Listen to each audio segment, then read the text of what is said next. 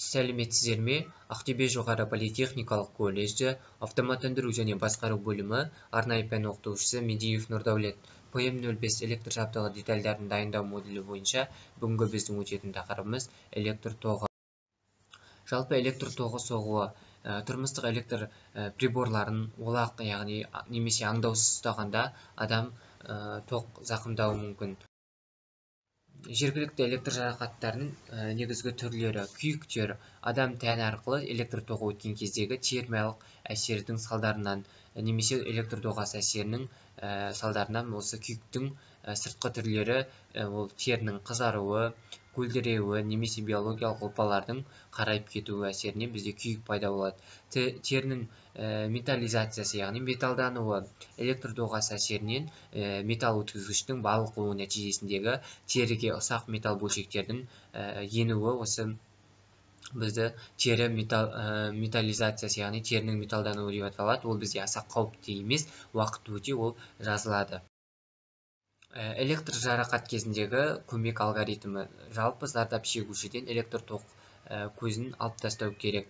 Тоғы бар сымды арнайы ағаш сапты күрекпен, балтамен немесе басқа да кесетін заттармен сымды кесіп тастау, немесе науқасты киімінен ұстап суырып алу керек. Көмек көрсетуші ол өзінің электр тоғынан қорғау үшін қолын құрғақ матамен орап, тақтайдың үстіне резина қолғап кию керек.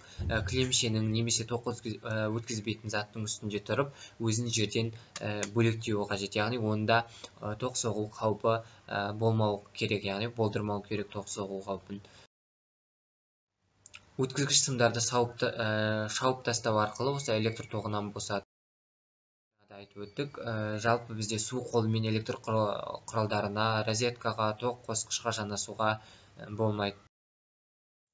Электр тоғымен зақымданған жағдайда осы дәрігерге дейінгі ол алғашқы көмек көрсету. Ең бірінші бізде тоқты өшіру, щиттағы қалқандағы батырманы басу арқылы зақымданушыны тоқ әсерінен босату, дәрігер шақыру, зақымданушыны қарап шығып, оған алған жарақатына байланысты бізде қажет.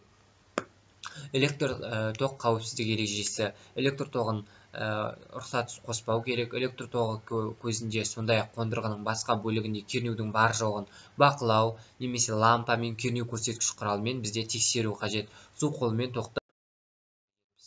Электр қондырғыларының еңбек қауіпсіздігі шаралары немесе электр тоғынан қорғану шаралары: тоқ өткізгіш бөліктерді қауіпсіз жерге орналастыру, изоляцияны бақылау, ашық қалған жерлер болмау қажет, қорғаныстық жерге қосқыш, қорғаныстық нөлдік сым, автоматтық ажыратқыштар. Тоқ көзінің кедергісі өте аз өткізгішпен тұйықталуын біз қысқа тұйықталу деп айтаймыз. Сақтандырғыштардың міндеті осы тоқ көзі рұқсат етілген шамадан кенет артып кеткенде бірден электр тізбегін ажыратып жіберу үшін осы сақтандырғыштар. Оны тоққа соғылған адамның денесіне құтқарушы адам қолын тигізбей, киімнен тартып ажыратуы қажет. Яғни қолы құрғақ болу керек. Қолын құрғақ матамен байлап алуға қажет, себебі онда электр тоғы соғып кетуі мүмкін. Жалпы осы электр аспаптармен жұмыс істеу кезіндегі қауіпсіздік шаралары: ол қос қолмен жалаңаш екі сымды қатар ұстау өте қауіпті болып келеді.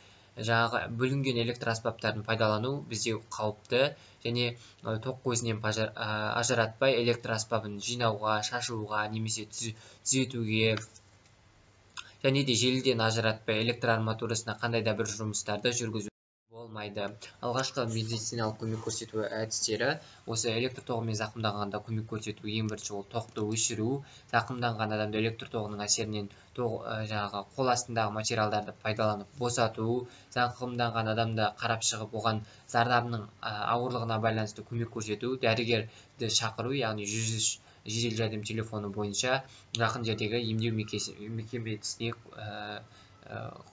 шақырту жұмыстарын жүргізу қажет. Оған дейін әрине дәрігер келгенше бізде алғашқы көмек көрсетіледі.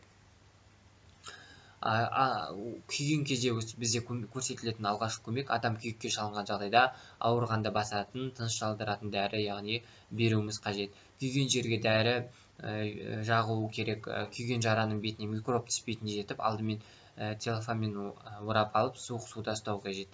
Және дәрігерге дейінгі көмек көрсетуіміз қажет. Одан кейін бізде дәрігер келеді. Дәрігер келгенше біз алғашқы көмектерді көрсетуіміз қажет. Талып қалғанда бізде адам талып қалған жағдайда ол тегіс жерге шалқасынан басын солға бұрып жатқызуымыз керек. Және де жаңағы 103 жедел жәрдем телефон нөмірі бойынша біз жақын жердегі емдеу мекемесінен шақырту жұмыс